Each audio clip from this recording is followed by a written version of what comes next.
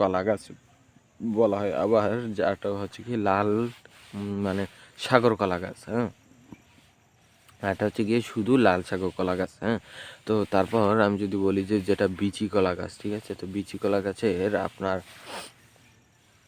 মানে একটা বিচি কলা গাছ থেকে কিন্তু আপনার অনেক উপকারিতাই পাওয়া যায়। যেমন বিচি কলার পাতাটা থেকে কিন্তু আমরা এই যে বিচি কলার পাতাটা থেকে আমরা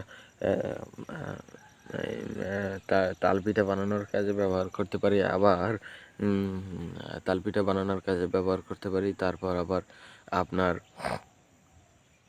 এটার ফ্যাতরাটাও হয়ে থাকে অনেক বড়, হ্যাঁ, আর চ্যাপ্টা মোটা, তো এটা অনেক মজবুত। এইসব সাগর কলার ফ্যাতরা কিংবা কাঁঠালি কলা আর গাছের পাতার যে ফ্যাতরা এইসবের থেকে, তো এটা মজবুত হয়ে থাকে, ওইটা আরও রুচির কাজে ভালো ব্যবহৃত হয়, ঠিক আছে।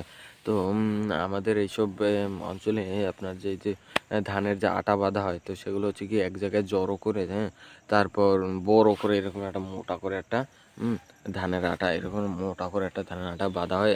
তো সেটা ঠিক দুজন মিলে মাথায় জাগিয়ে দিলে তো সে মাথায় করে নিয়ে আসে। তো অন্যান্য অঞ্চলে দেখা যায় যে আপনার কাঁধে করে তারপর ধান নিয়ে আসা হয়, হ্যাঁ, মানে একটা লাঠি নিয়ে তারপর দুই মাথায় ছোট ছোট করে আটা বেঁধে তারপর সেইতে ধান নিয়ে আসা হয়।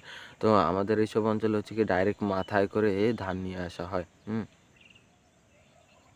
তো এটা কিন্তু একটা ভালো মানে মাথায় যদিও প্রেশার পড়ে, তবুও কাঁধে প্রেশার পড়ার চেয়ে মাথায় একটু প্রেশার পড়ে, ঠিক আছে, মানে মাথাটা নাড়াচাড়া করতে পারে না, একদম সোজা থাকা লাগে। হ্যাঁ, একটু তেরা বেরা হয়ে মানে একটু হেলে টেলে গেলে দেখা যায় যে মাথার ঘাড় ভেঙে যেতে পারে, মানে এটা খুব প্রফেশনাল মানুষ লাগে এটা মাথায় নিতে। তো দেখা যায় যে মাথায় প্রায় 30-40 কেজি ওজন নেয়।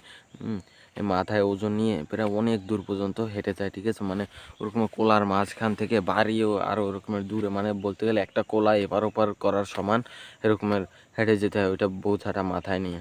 তো এটা মাথায় নিয়ে কাজ করা কিন্তু খুব কষ্টের, মানে যারা মাঠে কাজ করে ঠিক তারাই জানে যে খেতে মানে খেতে কাজ করতে যে কতটাই না কষ্ট হয়ে থাকে। তো যারা খেতে কাজ করে ঠিক তারা কিন্তু জানে যে এইসব মাঠে আপনার কাজ করা যে কতটা কষ্টকর। তো মানে যারা কাজ করে তারাই ঠিক জানে, হ্যাঁ, অন্য কেউ কিন্তু আপনার আর কষ্ট বুঝবে না।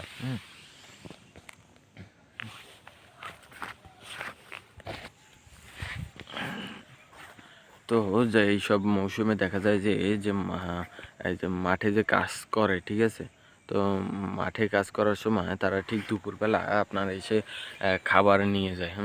মানে দুপুরবেলা গামছায় বেঁধে তারপর খাবার দিয়ে যায়। হ্যাঁ, তো সেই খাবার কিন্তু তারা খেয়ে থাকে। হ্যাঁ, মানে ওই ধানের আটার উপর গোছা বেঁধে সেইখানে খেয়ে থাকে।